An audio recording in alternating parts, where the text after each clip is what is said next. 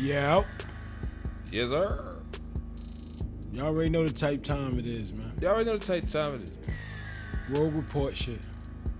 Rogue Report shit. It's your boy Aloysius. It's your boy BookBag Mike. And we doing something a little different tonight. What we doing different tonight? All right. I've always said that I pay homage to the underdogs. That's what I do. And underdogs. And how can I make a statement like that and stand on a statement like that if I'm not paying homage to an underdog sitting right next to me? Like, that don't make no sense. Because the dogs is in the building. All right. I'm talking about a musician, vocalist, or artist, you know, familiar with different instruments, talent within itself. Jersey City's own. We're going to get into BookBag Mike. We're going to talk about that. You sure you want to do that? I think we should. Damn. What better time? When you said different, I ain't know that.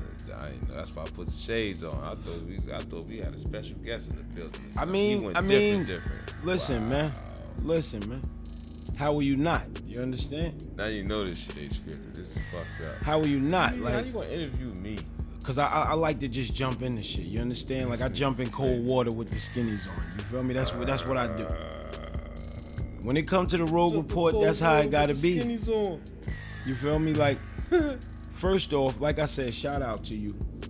You understand? I appreciate it, bro. That's just crazy though. But I mean, if folks want to know, what put you in the mind? What gave you the love for music? What did you hear that made you just click in tune? First and foremost, Dreams, Brother Don, Miss Aloysius. Talk to me. Stop the shit. Talk to me. Lay nigga. 2 times on that. 2 times. You heard? 2 times. Shout out to the horror. You already know, man. Welcome to the haunted But house. see, my thing is, I feel like everybody needs their Pokemon card. Fuck they flowers. Everybody need their Pokemon card, and I feel like fans need to know the stats. They need to know what took you where it took you to get where you are. Because, I said, I do it for the underdogs. Yeah, word though. I mean, bro, I just do music, man. Like, that shit was always around me. Mom's side, it's like a whole choir on that side. Pop side, they ain't do nothing but play music. You know what I'm saying? Sip a little vodka, play some cards. Wow. You know what I'm saying? I can't even do that right now. I mean, I respect it because it's just like as far as my thing for music, I have relatives, I got uncles, I got aunts that were always in tune with music in some way, singers, DJs. Word. You know what I'm saying? So it almost rubs off on you. Yeah, it was just, I mean, it was that. And I used to break dance and shit, you know what I'm saying? Like,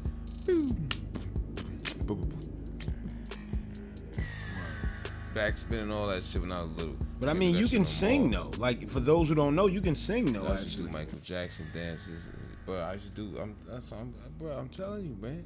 Between doing all of that shit, I'll be dancing and singing motherfucking Billie Jean, bro. You know what I'm saying? I knew the whole videos, Bad. You know what I'm saying? Thriller, all that shit. Rock With You. I knew all of the whole video, bro. I'm sitting there like, you know what I mean? Like, music, it was just something that got me away from the bullshit that was going on in my life that I kind of didn't want to deal with. So, you know what I'm saying? So what made you, okay, well, like, as far as we already know, that's what made you get in tune with music, but what made you take it further and go into production and engineering and things like that? Not for none, the production actually came from, like, I used to get a lot of keyboards and shit, like a lot of little knick-knack instruments when I was small. So I would get, like a nigga had a guitar. You know them shits that, yeah. I had one of them shits. That was the 80s wave crazy. Yeah, facts, bro. You know what I'm saying? Big facts. I had one of them shits. And I had a little fake plastic flute or a piccolo. I think it was a piccolo. It wasn't a flute, it was a piccolo. And I had little banjos, little electric guitars, all types of shit, bro. But I used to really like have ideas with them shits, and I used to play little melodies on them and like do loops. Cause my cousin used to be in the crib fucking with my grandmother's records. It wasn't me that was messing up the records, y'all. It was him. I ain't saying nobody's name. It was him. Straight dry snitch. It wasn't me. It's all good though because they taught me that. I mean, that taught me how to do what I was doing. Wow. So, to answer your question, that whole process brought me into DJing because I used to live. Well, actually, I started rapping first though. That was the first thing I did.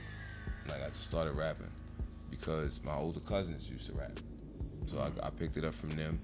And I was rapping.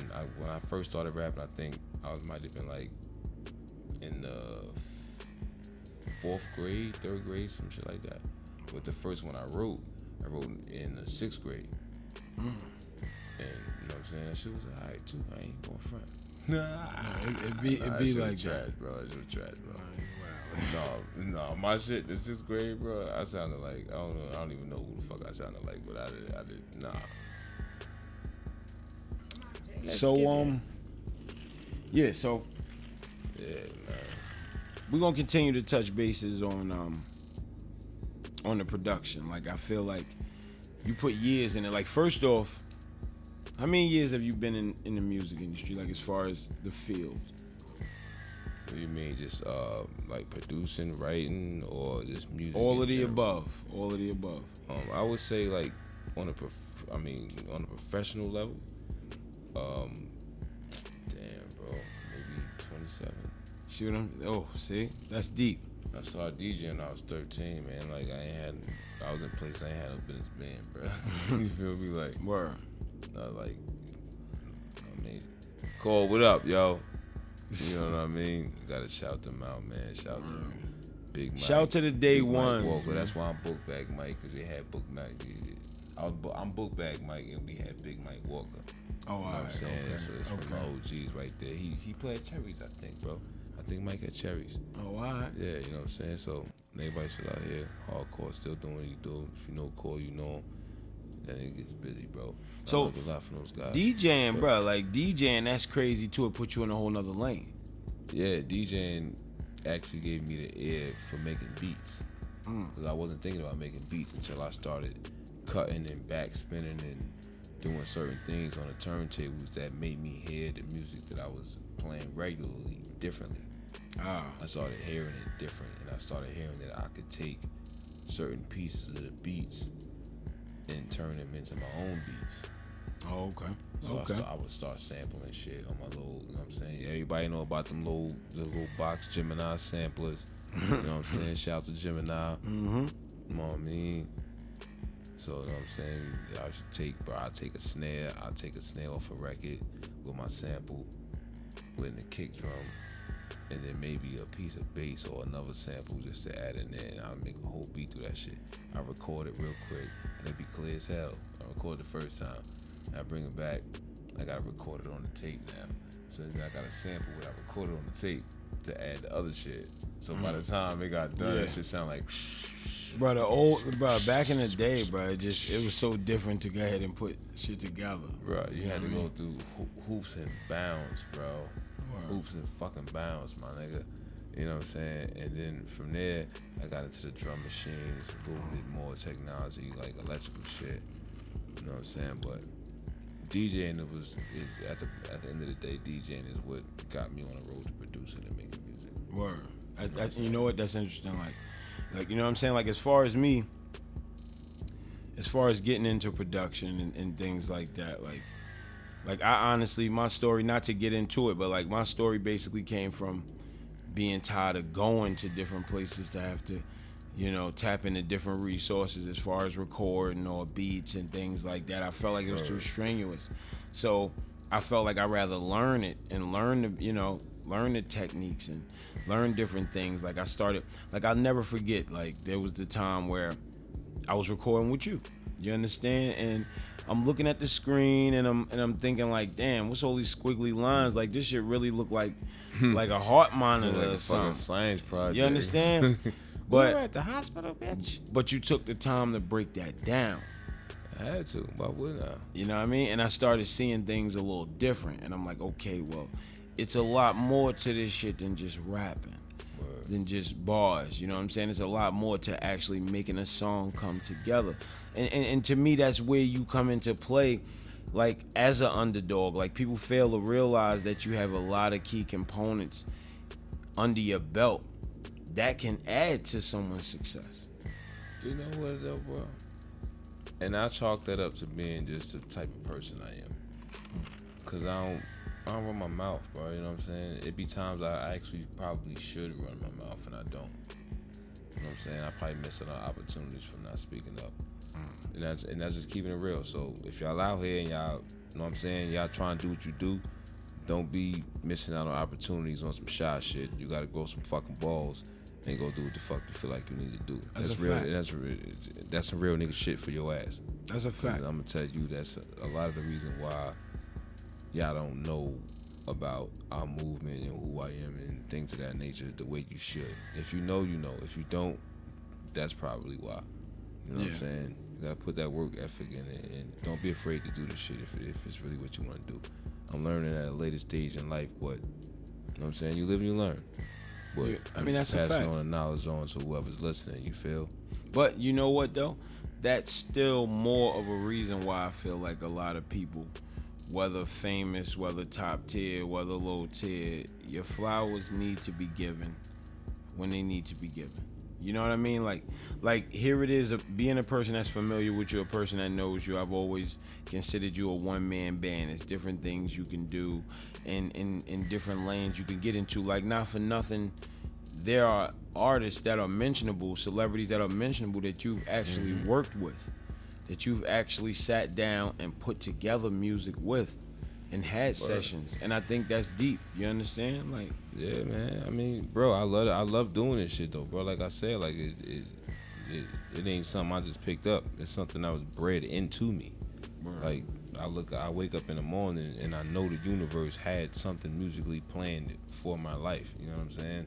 I don't know whether it's to keep me sane, because you know they knew they created a wild motherfucker, or if they did it because they know that it's something that I'll be passionate about, because when I really got love for something, I'm passionate about it. And I'm gonna feel some type of way when I don't get that same passion back from it. That's why I even still fuck with this music shit. But I mean, me being a person that's in the music, I honestly feel like at the end of the day, like, when it's in your blood, it's in your blood. It's just like riding a bike. Once you learn, there is no, you know, oh, I forgot. I used to. No, you know these things. Nigga, it's there, bro. That shit is never go nowhere, bro. I'm gonna be 97 years old with a fucking MPC.